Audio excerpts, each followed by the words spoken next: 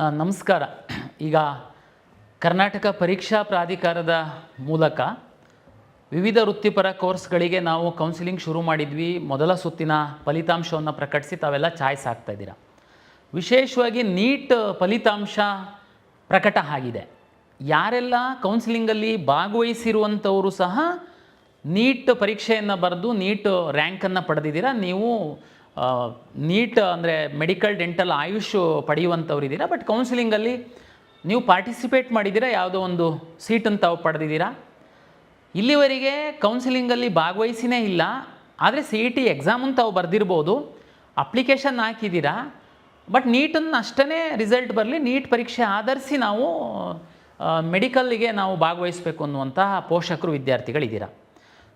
ಈ ನೀಟ್ ಫಲಿತಾಂಶ ಪ್ರಕಟವಾದ ಹಿನ್ನೆಲೆ ಒಳಗಡೆ ಮೆಡಿಕಲ್, ಡೆಂಟಲ್, ಆಯುಷ್ ಅಡ್ಮಿಷನ್ ಪಡೆಯುವಂತಹ ವಿದ್ಯಾರ್ಥಿಗಳು ಮತ್ತು ಪೋಷಕರಿಗೆ ಕೆಲವು ಆರಂಭಿಕವಾಗಿ ಏನೆಲ್ಲ ತಾವು ಮಾಡಬೇಕಾಗುತ್ತೆ ಸಿದ್ಧತೆ ಅಂತ ಅನ್ನುವಂಥದ್ದನ್ನು ನಾನು ಹೇಳ್ತೀನಿ. ಯಾಕೆಂದರೆ ತಾವು ಸುಮ್ಮನೆ ಗೊಂದಲದಲ್ಲಿದ್ದೀರಾ. ನನಗೆ ಯಾರ್ಯಾರು ಫೋನ್ ಮಾಡ್ತಾಯಿದ್ದಾರೆ, ಇಲ್ಲ CET ಕೌನ್ಸಿಲಿಂಗಲ್ಲಿ ಭಾಗವಹಿಸಿರ್ಬೇಕಂತೆ ಕಂಪಲ್ಸರಿ, ಅವರು ಮಾತ್ರ ಇಲ್ಲಿ ನೀಟು ಆಪ್ಷನ್ ಎಂಟ್ರಿ ಮಾಡೋದಕ್ಕಾಗುತ್ತಂತೆ, ಇಲ್ಲ ಈಗ ನೀಟು ನೀವು ರಿಸಲ್ಟ್ ಬಂದುಬಿಟ್ಟಿದೆ, ಇನ್ನೇನು ಕೌನ್ಸಿಲಿಂಗ್ ಶುರುವಾಗುತ್ತೆ, ನೀವು ಲಾಗಿನ್ ಆಗಿ ಆಪ್ಷನ್ ಎಂಟ್ರಿ ಮಾಡಬೇಕಂತೆ, ನೀವು ಲಿಂಕ್ ಏನೆಲ್ಲ ಹೇಳ್ತೇನೆ. ನಾನು ನಿಮಗೆ ಕ್ಲಾರಿಟಿ ಕೊಡ್ತೀನಿ. ನೋಡಿ, ನಮ್ಮ ರಾಜ್ಯದಲ್ಲಿ ನಾವು ಕಂಬೈನ್ಡ್ ಸೀಟ್ ಅಲಾಟ್ಮೆಂಟ್ ಅಂತ ಮಾಡ್ತೀವಿ. ಏನು ಕಂಬೈನ್ಡ್ ಸೀಟ್ ಅಲಾಟ್ಮೆಂಟ್ ಅಂದರೆ, ಬೇರೆ ಬೇರೆ PUC CET ಫಲಿತಾಂಶ ಮತ್ತು ನೀಟು ಫಲಿತಾಂಶವನ್ನು ಆಧರಿಸಿ ಯಾವೆಲ್ಲ ಕೋರ್ಸ್ಗಳಿಗೆ ಹಂಚಿಕೆಯನ್ನು ಮಾಡ್ಬೋದು ಸೀಟ್ಗಳನ್ನು, ಅದನ್ನೆಲ್ಲ ಒಟ್ಟಿಗೆ ನಾವು ಮಾಡ್ತೀವಿ. ಅಂದರೆ ಕೆಲವು ರಾಜ್ಯಗಳಲ್ಲಿ ಹೇಗಿದೆ ಅಂದರೆ, ನೀಟ್ ರ್ಯಾಂಕನ್ನು ಆಧರಿಸಿ ಒಂದು ಕೌನ್ಸಿಲಿಂಗ್ ಮಾಡ್ತಾರೆ. ಸೇಮ್ ವಿದ್ಯಾರ್ಥಿ ಅಗ್ರಿಕಲ್ಚರ್ ಹೋಗ್ಬೇಕಂದ್ರೆ ಅಲ್ಲೊಂದು CET ಬರೀಬೇಕು, ಅದಕ್ಕೆ ಒಂದು ಕೌನ್ಸಿಲಿಂಗ್ ಭಾಗವಹಿಸಬೇಕು. ವೆಟರ್ನರಿ ಆದರೆ ಅದಕ್ಕೊಂದು, ಇಂಜಿನಿಯರಿಂಗ್ ಆದರೆ ಅದಕ್ಕೊಂದು. ಅಲ್ಲಿ ಹೋಗಿ ಜಾಯಿನ್ ಆಗ್ತಾರೆ. ಅದಾದಮೇಲೆ ಅಲ್ಲಿ ಬಿಟ್ಬಿಟ್ಟು ಅಕಸ್ಮಾತ್ ಅವ್ರಿಗೆ ಬೇರೆ ಸಿಕ್ತು ಅಂತಂದರೆ ಈ ಕಡೆ ಬರ್ತಾರೆ. ಈ ಥರ ಆಮೇಲೆ ಬೇರೆ ಬೇರೆ ಟೈಮಲ್ಲಿ ಕೌನ್ಸಿಲಿಂಗ್ ನಡೆಯುತ್ತೆ. ಬಟ್ ನಮ್ಮ ರಾಜ್ಯದಲ್ಲಿ ಆ ರೀತಿ ಇಲ್ಲ. ನಮ್ಮಲ್ಲಿ ಎಲ್ಲ ವೃತ್ತಿಪರ ಕೋರ್ಸುಗಳಿಗೆ ಕಂಬೈನ್ಡ್ ಕೌನ್ಸಿಲಿಂಗ್ ನಾವು ಮಾಡುವಂಥದ್ದು. ಹಾಗಾಗಿ ಯಾರೆಲ್ಲ CET ಅಪ್ಲಿಕೇಶನ್ ಹಾಕಿದ್ದೀರಾ, ನೀವು ನೀಟು ಪರೀಕ್ಷೆಯನ್ನು ಸಹ ಬರೆದಿದ್ದೀರಾ, ನೀಟು ಫಲಿತಾಂಶ ಪ್ರಕಟ ಆಗಿದೆ. ನೀವೇನಪ್ಪ ಮಾಡಬೇಕು ಅಂತಂದರೆ, ನೀಟು ರಿಸಲ್ಟ್ ಏನೋ ಬಂದಿದೆ ನಿಮಗೆ ಗೊತ್ತಿದೆ, ಆದರೆ ನೀಟ್ ಪರೀಕ್ಷೆ ನಡೆಸ್ತವ್ರು ಯಾರು? ನ್ಯಾಷನಲ್ ಟೆಸ್ಟಿಂಗ್ ಏಜೆನ್ಸಿಯವರು. ಅವರು MCC ಮುಖಾಂತರ ನಮಗೆ ಇಡೀ ಇಂಡಿಯಾದಲ್ಲಿ ಎಷ್ಟು ಜನ ನೀಟ್ ಪರೀಕ್ಷೆಯಲ್ಲಿ ಅರ್ಹತೆಯನ್ನು ಗಳಿಸಿದ್ದಾರೆ ಅವರ ಒಂದು ಡೇಟಾವನ್ನು ನಮಗೆ ಕೊಡ್ತಾರೆ, ಫಲಿತಾಂಶವನ್ನು ಕೊಡ್ತಾರೆ. ಅದು ಇನ್ನೂ ನಮಗೆ ಕೊಟ್ಟಿಲ್ಲ. ಇನ್ನೊಂದು 2-3 ಡೇಸ್ ಒಳಗಡೆ ನಮಗೆ ಕೊಡ್ಬೋದು. ಕೊಡ್ತಿದ್ದಂಗೆ ನಾವೇನು ಮಾಡ್ತೀವಿ, ನಿಮ್ಮ ಲಾಗಿನ್ನಲ್ಲಿ ನೀಟ್ ರಿಜಿಸ್ಟರ್ ನಂಬರ್ನ ಎಂಟ್ರಿ ಮಾಡುವಂಥದ್ದಕ್ಕೆ ಎನೇಬಲ್ ಮಾಡ್ತೀವಿ. ನೀವೇನು ಮಾಡಬೇಕು ಅಂತಂದರೆ, ನೀವು ಹೆಂಗೆ CETದು ಅಪ್ಲಿಕೇಶನ್ನ ಹಾಕಿದ್ರಿ, ನಂತರ ಆಲ್ ಟಿಕೆಟ್ ಡೌನ್ಲೋಡ್ ಮಾಡ್ಕೊಂಡ್ರಿ, CET ರಿಸಲ್ಟನ್ನು ನೋಡಿದ್ರಿ, ಲಾಗಿನ್ ಆದ್ರಿ. ಕೆಲವರು ಈಗ ಆಪ್ಷನ್ ಎಂಟ್ರಿ ಮಾಡುವಂಥದ್ದಕ್ಕೆ ಲಾಗಿನ್ ಆದ್ರಿ. ಅದೇ ರೀತಿ ಲಾಗಿನ್ ಆದರೆ ಅಲ್ಲಿ ನೀಟ್ ರಿಜಿಸ್ಟರ್ ನಂಬರ್ನ ಎಂಟ್ರಿ ಮಾಡುವಂಥದ್ದು ಒಂದು ಬಾಕ್ಸ್ ಇರುತ್ತೆ. ತಾವಲ್ಲಿ ನೀಟ್ ನಂಬರ್ ಎಂಟ್ರಿ ಮಾಡ್ತಿದ್ದಾಗೇ ನಮಗೆ ನ್ಯಾಷನಲ್ ಟೆಸ್ಟಿಂಗ್ ಏಜೆನ್ಸಿಯವರು MCC ಮೂಲಕ ನಮಗೆ ಕೊಟ್ಟಿರುವಂತಹ ನಿಮ್ಮ ಫಲಿತಾಂಶದ ಡೇಟಾ ಫೆಚ್ ಆಗುತ್ತೆ. ಅಲ್ಲಿಗೆ ನೀವು ಸಬ್ಮಿಟ್ ಮಾಡ್ತು ಅಂತಂದರೆ ಅಷ್ಟೇ ಕೆಲಸ. ನಿಮ್ಮದು ಅಪ್ಲಿಕೇಶನ್ ಆಲ್ರೆಡಿ ಹಾಕಿದ್ದೀರಾ, ರಿಸರ್ವೇಷನ್ ಆಲ್ರೆಡಿ ಹಾಕಿದ್ದೀರಾ, ಕೆಲವರು ಲಿಂಗ್ವಿಸ್ಟಿಕ್ಕು, ರಿಲಿಜಿಯಸ್ ಮೈನಾರಿಟಿ ಹಾಕಿದ್ದೀರಾ, ಕ್ಯಾಸ್ಟ್, ಇನ್ಕಮ್ ಹಾಕಿದ್ದೀರಾ, ಕನ್ನಡ ಮೀಡಿಯಮ್ ರೂಲ್ ಎಲ್ಲನೂ ಆಗಿದೆ. ಕೆಲವರು ಪಾರ್ಟಿಸಿಪೇಟು ಮಾಡಿದ್ದೀರಾ ಕೌನ್ಸಿಲಿಂಗಿಗೆ. ಈಗ ನೀವು ಬೇರೆ ಏನು ಮಾಡೋ ಅಗತ್ಯ ಇಲ್ಲ. ನೀವು ನೀಟ್ ನಂಬರ್ನ ನಿಮ್ಮ ಅಪ್ಲಿಕೇಶನಿಗೆ ಲಿಂಕ್ ಮಾಡಿದರೆ ನಿಮ್ಮ ನೀಟ್ ರ್ಯಾಂಕು ಇಲ್ಲಿಗೆ ಫೆಚ್ ಆಗಿ ಬಂದು ಕೂತ್ಕೊಳ್ಳುತ್ತೆ. ನೆಕ್ಸ್ಟು ನೀವು ನಿಮ್ಮ ವೆರಿಫಿಕೇಷನ್ ಸ್ಲಿಪ್ಪನ್ನು ಮತ್ತೊಮ್ಮೆ ತಾವು ಡೌನ್ಲೋಡ್ ಮಾಡಿದರೆ ಅದರಲ್ಲಿ ನೀಟ್ ರ್ಯಾಂಕು ಡಿಸ್ಪ್ಲೇ ಆಗುತ್ತೆ. ಈಗ ಆಲ್ರೆಡಿ ನಿಮಗೆ ಇಂಜಿನಿಯರಿಂಗು, ವೆಟರ್ನರಿ, ಅಗ್ರಿಕಲ್ಚರು ಇವೆಲ್ಲ ರ್ಯಾಂಕ್ ಬಂದಿದ್ದಾವೆ. ನೀಟ್ ರ್ಯಾಂಕ್ ಒಂದು ಅಲ್ಲಿ ಬಂದು ಕೂತ್ಕೊಳ್ಳುತ್ತೆ. ಅಲ್ಲಿಗೆ ಒಂದು ಸ್ಟೇಜಿನ ಕೆಲಸ CET ಅಪ್ಲಿಕೇಶನ್ ಹಾಕಿರೋರ್ದು ಮುಗೀತು. ನೆಕ್ಸ್ಟ್ ಏನು ಮಾಡಬೇಕು ಅಂತಂದರೆ, MCC ಅವರು ಟೈಮ್ ಟೇಬಲ್ನ ಅನೌನ್ಸ್ ಮಾಡ್ತಾರೆ. ಫಸ್ಟ್ ರೌಂಡು ಕೌನ್ಸಿಲಿಂಗ್ ಸ್ಟೇಟ್ ಅವರು ಯಾವಾಗ ಮಾಡಬೇಕು, ನ್ಯಾಷನಲ್ MCC ಅವರು ಯಾವಾಗ ಮಾಡ್ತಾರೆ ಅಂತ. ಆ ಟೈಮ್ ಟೇಬಲ್ ಪ್ರಕಾರನೇ ನಾನು ಕೌನ್ಸಿಲಿಂಗ್ ಮಾಡಬೇಕು, ಆ ಟೈಮ್ ಟೇಬಲ್ ಪ್ರಕಾರನೇ ನಾನು ರಿಸಲ್ಟನ್ನು ಪಬ್ಲಿಷ್ ಮಾಡಬೇಕು. ಅಲ್ಲಿ ಏನು ಗೊಂದಲ ಆಗಲ್ಲ. ಸದ್ಯಕ್ಕೆ ನೀವು ಟೆನ್ಷನ್ ಮಾಡ್ಕೊಂಡು ಅಲ್ಲಿ ಇಲ್ಲಿ ಓಡಾಡೋದು, ಅವ್ರು ಗೈಡ್ ಮಾಡ್ತಾರೆ, ಇವ್ರು ಗೈಡ್ ಮಾಡ್ತಾರೆ, ಪೇಯ್ಡ್ ಕೌನ್ಸಿಲಿಂಗ್ ಏನು ತಲೆ ಬಿಸಿ ಮಾಡಬೇಡಿ. ನೀವು ಸದ್ಯಕ್ಕೆ CET ಅಪ್ಲಿಕೇಶನ್ ಹಾಕಿದ್ದೀರಾ, ಕೆಲವರು ಕೌನ್ಸಿಲಿಂಗಲ್ಲಿ ಭಾಗವಹಿಸಿದ್ದೀರಾ, ಕೆಲವರು ಭಾಗವಹಿಸದೇ ಇರಬಹುದು. ನೀವು ಇನ್ನೊಂದು 3-4-5 ಡೇಸ್ ಒಳಗಡೆ ನೀಟ್ ರಿಸಲ್ಟು ಡಾಟಾ KEAಗೆ ಬರುತ್ತೆ. ನಾವು ನಿಮ್ಮ ಲಾಗಿನ್ನಲ್ಲಿ ನೀಟ್ ನಂಬರ್ನ ಎಂಟ್ರಿ ಮಾಡೋದಕ್ಕೆ ಹೇಳ್ತೀವಿ. ಅಲ್ಲಿವರೆಗೆ ಸರ್ ನಮಗೆ ಹೆಂಗೆ ಗೊತ್ತಾಗುತ್ತೆ ಸರ್ ನಾವು ನಿಮ್ಮ ವೆಬ್ಸೈಟ್? ಚಿಂತೆ ಮಾಡಬೇಡಿ. ನೀವು KEA ಅಪ್ಲಿಕೇಶನ್ ಹಾಕುವಾಗ ಏನು ರಿಜಿಸ್ಟರ್ ನಂಬರ್ ಮಾಡಿದ್ದೀರಾ ಅಲ್ಲಿಗೆ ನಾವು ನಿಮಗೊಂದು ವಾಟ್ಸಪ್ SMS ಕಳಿಸ್ತೀವಿ.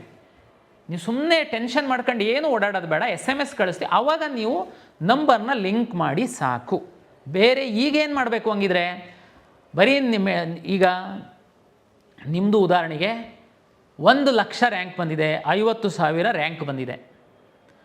ಸರ್ ನನಗೆ ಗೌರ್ಮೆಂಟ್ ಸೀಟ್ ಸಿಗುತ್ತಾ ಸರ್, ಪ್ರೈವೇಟು ಕಾಲೇಜಲ್ಲಿ ಸೀಟ್ ಸಿಗುತ್ತಾ ಸರ್, ನಾನು ಮ್ಯಾನೇಜ್ಮೆಂಟ್ ಸೀಟಿಗೆ ಹೋಗಬೇಕು ಸರ್, PCTಗೆ ಹೋಗ್ಬೇಕಾ? ಇದು ಎಲ್ಲ ಗೊಂದಲ ಇದೆ. ಇದಕ್ಕೆ ನೀವೇನು ಮಾಡಿ, ಕರ್ನಾಟಕ ರಾಜ್ಯದಲ್ಲಿ ಸರ್ಕಾರಿ ಮೆಡಿಕಲ್ ಕಾಲೇಜುಗಳು ಎಷ್ಟಿದ್ದಾವೆ ಅದರಲ್ಲಿರುವಂತಹ ಸೀಟುಗಳ 85% ಸೀಟುಗಳು KEA ಮೂಲಕ ಅಲಾಟ್ ಆಗುತ್ತೆ. ಕರ್ನಾಟಕ ರಾಜ್ಯದಲ್ಲಿರುವಂತಹ ಖಾಸಗಿ ಮೆಡಿಕಲ್ ಕಾಲೇಜುಗಳ 100% ಸೀಟುಗಳು KEA ಮುಖಾಂತರನೇ ಅಲಾಟ್ ಆಗುತ್ತೆ. ಆದರೆ ಅಲ್ಲಿ ಆ ಸೀಟ್ಗಳಲ್ಲಿ ಶೇರಿಂಗ್ ಬೇರೆ ಬೇರೆ ಇರುತ್ತೆ. ಉದಾಹರಣೆಗೆ ಒಂದು ಖಾಸಗಿ ಮೆಡಿಕಲ್ ಕಾಲೇಜ್ ಇದೆ ಅಂದರೆ ಅದರಲ್ಲಿ 100 ಸೀಟುಗಳಿದೆ ಅಂತಂದರೆ 40 ಸೀಟುಗಳು KEA ಮೂಲಕ ಸರ್ಕಾರಿ ಫೀಸಿಗೆ ಹಂಚಿಕೆ ಮಾಡಲಾಗುತ್ತೆ. ಉಳಿದ 40 ಸೀಟುಗಳು ಹೈಯರ್ ಫೀಸ್, ಪ್ರೈವೇಟ್ ಸೀಟ್ ಅಂತ ನಾವು ಕರಿತೀವಿ, ಅದು ಫೀಸು ಜಾಸ್ತಿ ಇರುತ್ತೆ. 12.5 ಲಕ್ಷದಷ್ಟು ಲಾಸ್ಟ್ ಇತ್ತು. ಈ ವರ್ಷ ಗೌರ್ಮೆಂಟ್ ಜಿಒ ಬರುತ್ತೆ, ಏನು ಚೇಂಜ್ ಆಗಿಲ್ಲ, ಅಷ್ಟೇ ಫೀಸ್ ಇರುತ್ತೆ. ಇನ್ನು 20% ಸೀಟ್ಗಳಿದೆ ಅಂದರೆ 40 ಗೌರ್ಮೆಂಟ್ ಆಯಿತು, 40 ಸೀಟ್ ಆಯಿತು, ಇನ್ನು 20% ಸೀಟ್ ಇದೆ. ಅದರಲ್ಲಿ 5% ಮ್ಯಾನೇಜ್ಮೆಂಟ್ ಸೀಟು, ಇನ್ನು 15% NRI ಸೀಟು.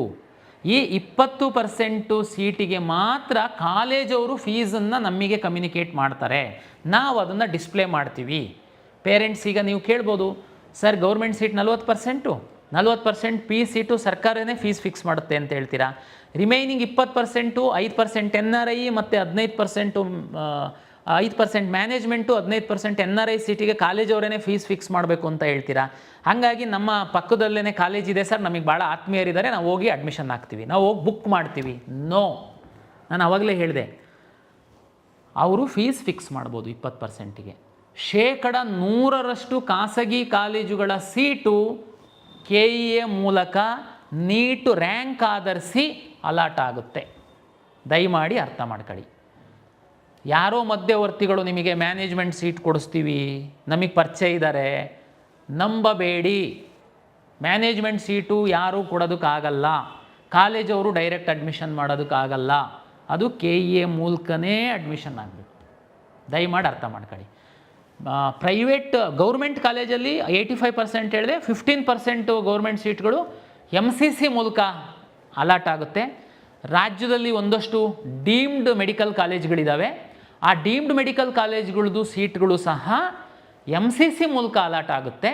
ಆದರೆ ಕೆಲವು ಡೀಮ್ಡ್ ಕಾಲೇಜ್ಗಳವರು ಸರ್ಕಾರಕ್ಕೆ ಒಂದು ಸಣ್ಣ ನಂಬರಿನ ಸೀಟನ್ನು ಬಿಟ್ಟುಕೊಡ್ತಾರೆ. ಆ ಸೀಟ್ಗಳು ಮಾತ್ರ ನಮ್ಮ ನಿಯಮಾನುಸಾರ ರೋಸ್ಟರ್ ಪ್ರಕಾರ ನಮ್ಮಿಂದ ಅಲಾಟ್ ಆಗುತ್ತೆ. ಅದು ಸಣ್ಣ ನಂಬರ್ ಇರುತ್ತೆ.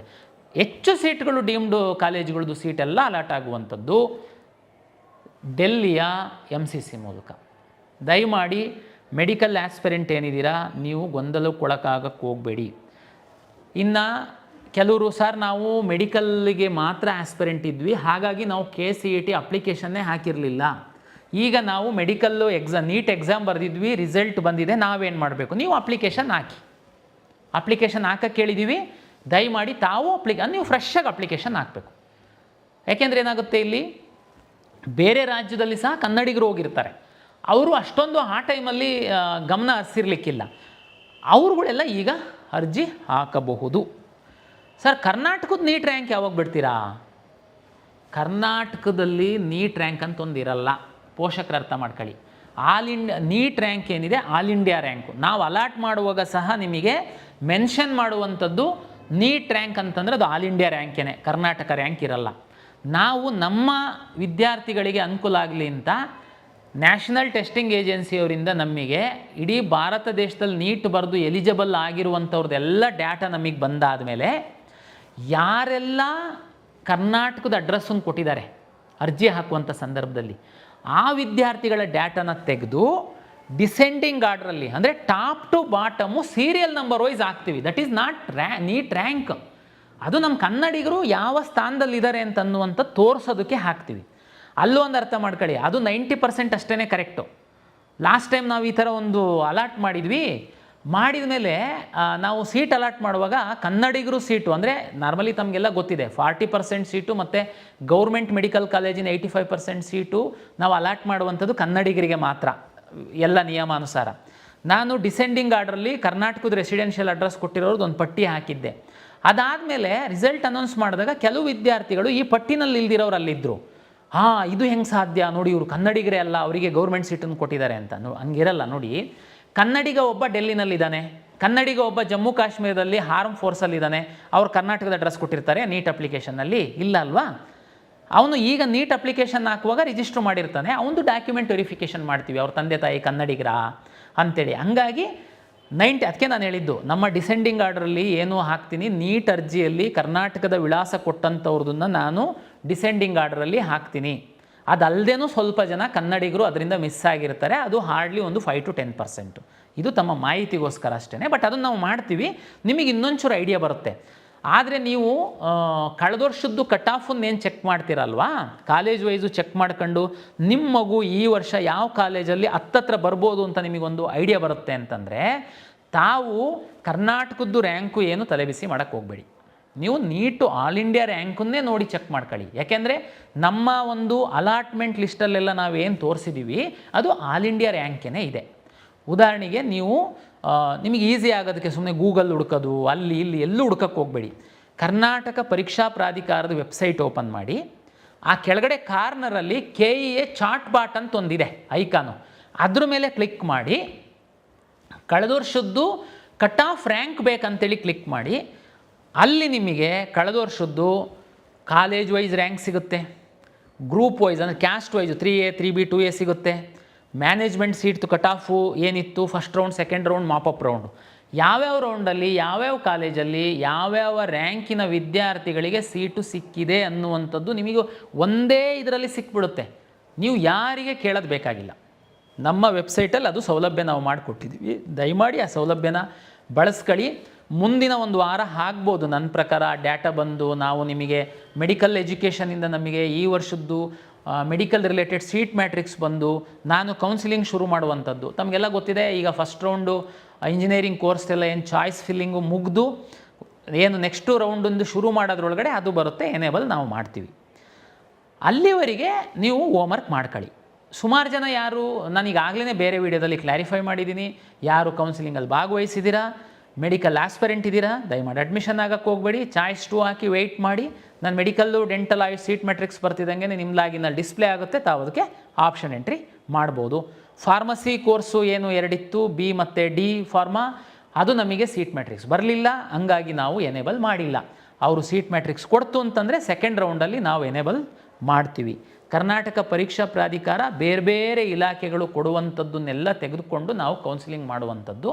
ನಿರಂತರವಾಗಿ ಎಲ್ಲ ಇಲಾಖೆಗಳ ಜೊತೆ ನಾವು ಸಂಪರ್ಕದಲ್ಲಿದ್ದು ಮನವಿಯನ್ನು ಮಾಡಿ ಆದರೆ ನಾವು ಟೈಮ್ ಟೇಬಲ್ ಸಹ ಫಾಲೋ ಮಾಡಬೇಕಾಗುತ್ತೆ. ಹೆಚ್ಚು ವಿದ್ಯಾರ್ಥಿಗಳ ಹಿತದೃಷ್ಟಿಯನ್ನು ಸಹ ನಾವು ಕಾಪಾಡಬೇಕಾಗುತ್ತೆ. ಹಾಗಾಗಿ ನಾವು ಕೆಲವೊಮ್ಮೆ ಟೈಮ್ ಟೇಬಲ್ಲಿಗೆ ಸ್ಟಿಕನ್ ಆಗಬೇಕಾಗುತ್ತೆ. ಫಸ್ಟ್ ರೌಂಡು ಕೊನೆ ತನಕ ನಾವು ಕಾದರೂ ಅವ್ರು ಕೊಟ್ಟಿಲ್ಲ, ಈ ರೌಂಡಲ್ಲಿ ಅವರು ಕೊಡ್ತಾರೆ ಅಂತ ಭಾವಿಸಿದ್ದೀನಿ. ಕೊಡ್ತಿದ್ದಂಗೆ ನಾನು ಎನೇಬಲ್ ಮಾಡ್ತೀನಿ. ಯಾರು ಫಾರ್ಮಸಿ ಆಸ್ಪಿರೆಂಟ್ಸ್ ಇದ್ದೀರಾ, ತಾವು ಈಗ ಅಕಸ್ಮಾತ್ ಯಾವುದಾದ್ರೂ ಬೇರೆ ಕೋರ್ಸ್ ಹಾಕಿದರೆ, ಯಾರು ಮೆಡಿಕಲ್ ಆಸ್ಪಿರೆಂಟ್ ಇದ್ದೀರಾ, ಡೆಂಟಲ್ ಆಸ್ಪಿರೆಂಟ್ ಇದ್ದೀರಾ, ಆಯುಷ್ ಆಸ್ಪಿರೆಂಟ್ ಇದ್ದೀರಾ, ಈಗ ನೀವು ಕೌನ್ಸಿಲಿಂಗಲ್ಲಿ ಭಾಗವಹಿಸಿ ತಮ್ಗೆ ಯಾವುದಾದ್ರೂ ಸೀಟ್ ಸಿಕ್ಕಿತ್ತು ಅಂತಂದರೆ ತಾವು ದಯಮಾಡಿ ಚಾಯ್ಸ್ 2 ಹಾಕಿ ವೆಯ್ಟ್ ಮಾಡಿ. ಗಡಿಬಿಡಿನಲ್ಲಿ ಅಡ್ಮಿಷನ್ ಆಗೋದಕ್ಕೆ ಹೋಗಬೇಡಿ. ನೆಕ್ಸ್ಟ್ ರೌಂಡಲ್ಲಿ ಅದನ್ನೆಲ್ಲ ಸೇರಿಸ್ಕೊಂಡು ನಾವು ಸೀಟ್ ಅಲಾಟ್ಮೆಂಟ್ ಮಾಡ್ತೀವಿ.